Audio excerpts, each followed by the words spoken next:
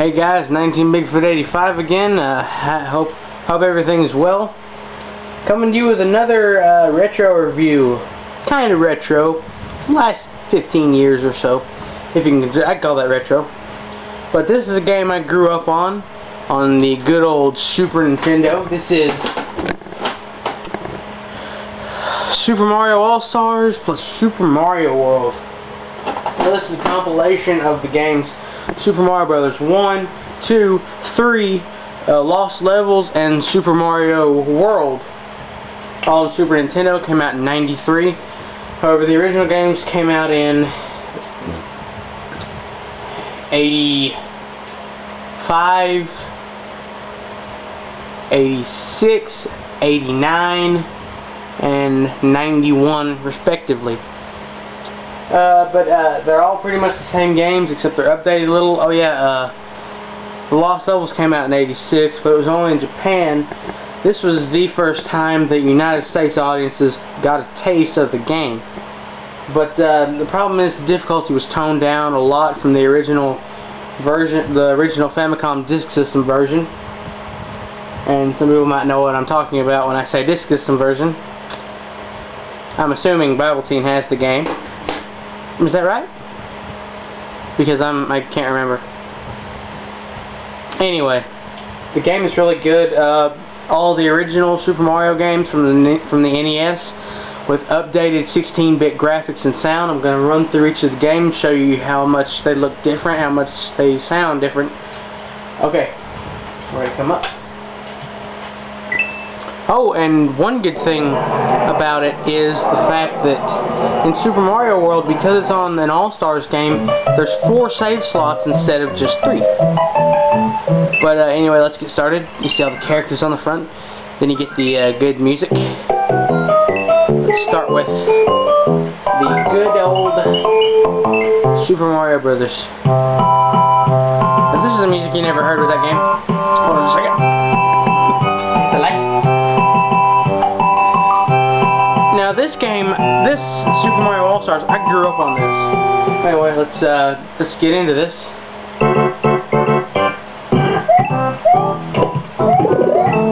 It's the exact same game on the NES, but there is completely updated graphics, as you can see. And you can save where you are.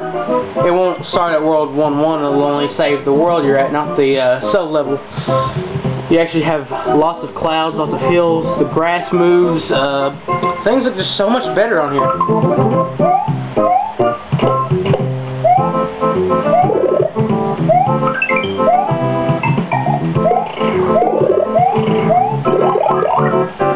Oh, another big change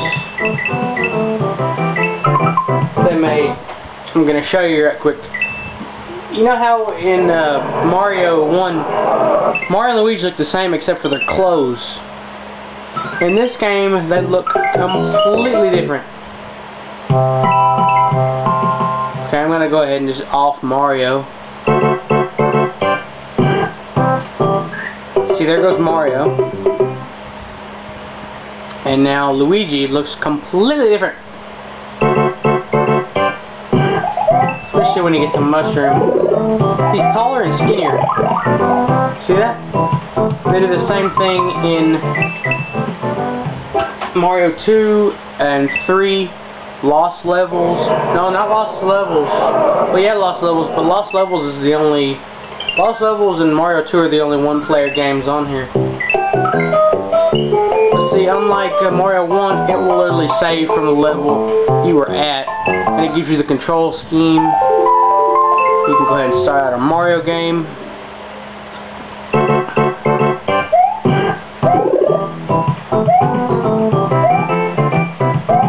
But this game is a lot harder, despite being completely watered down compared to the original Japanese version on the Famicom Disk System. In the original version, power-ups were scarce. And here they're abundant, they're plentiful, they're everywhere.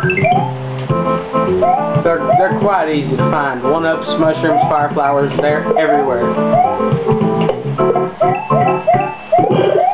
Oh! Well, I messed up there. so I'm going to reset it again. I'm sorry about resetting, but if I don't want to have to save it each time I get done. But let's get on to Super Mario Brothers 2.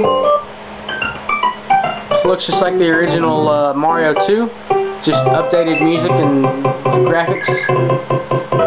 But it plays the same, except, you know, you're on this Super Nintendo controller instead of the NES controller. That, and they changed this part a little bit because in the original version, it's actually dark outside. It's actually nighttime. And here, it's daytime. And then it changes to day, but they, I don't know, I guess they wanted to keep it more consistent, But I'm going to give you a little history lesson. For those of you who don't already know, here's what happened with the whole Super Mario Brothers 2 versus real Mario 2 debacle. I guess you can call it a debacle if you want to. There's a big mix-up. It wasn't a mix-up at all. Howard Lincoln, the president of Nintendo at the time in 1986, played the game and he found that it was too difficult. American audiences would think it was too similar to the original game because it ran off basically the same engine. And he did not want them to do it. Well, after that, in around 88, they began working on Super Mario Brothers 3. They couldn't release it in the United States because we didn't have a 2, so they threw Mario into Doki Doki Panic, made it Mario 2, and gave it to us. So we got the short end of the stick. But there's not much about this one. I mean, it's just Mario 2.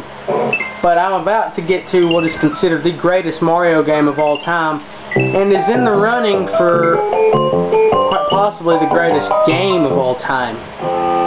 You know, you have the perfect, excellent Super Mario Brothers 3.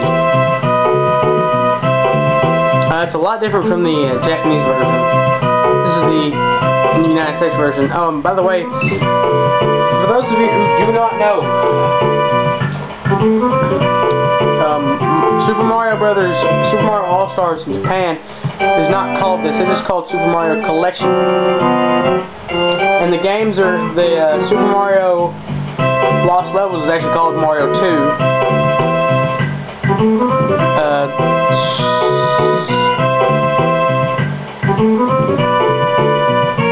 Super Mario Brothers is called Mario Brothers. Mario 3 is called Mario 3. Mario World is called Mario World. But, you know, I just thought I'd throw, and Mario, the American Mario 2 is in it, and it's called Super Mario USA. But there's a battle game in here. I don't know what just happened there. I may have hit a back or something. I don't know. But the battle game is kind of like it's like the original arcade Mario, except one person plays as Mario, one plays as Luigi. We're going to get into a one-player game. Everybody knows this game. Everyone who's watching this has watched this at some point or another. However, it looks a lot better. It's smoother. It sounds different. You know, the mushroom sound is a little strange. But, you know, a lot of the same tricks still apply in this game. You know, the keys, or the warp whistles, they're in the same place. But, you know, let's go into the final game. Super Mario World, which is one of my favorites, one of my favorites. I grew up playing it. It's very near and dear to my heart. I have not played this so much. And it tells you that Yoshi's in it. It starts up just like the original. But it doesn't give you the file select screen. It just shoots you right to the one-player, two-player game. You get the good opening, the original opening. There's not a whole lot to say about it. I mean, it's Super Mario World. It's one of it's a lot of people's favorite games. People my age probably grew up playing this game. And I know some people are still playing it today, like I do. I recently beat the game. I'm very fond of it because childhood favorite, of course.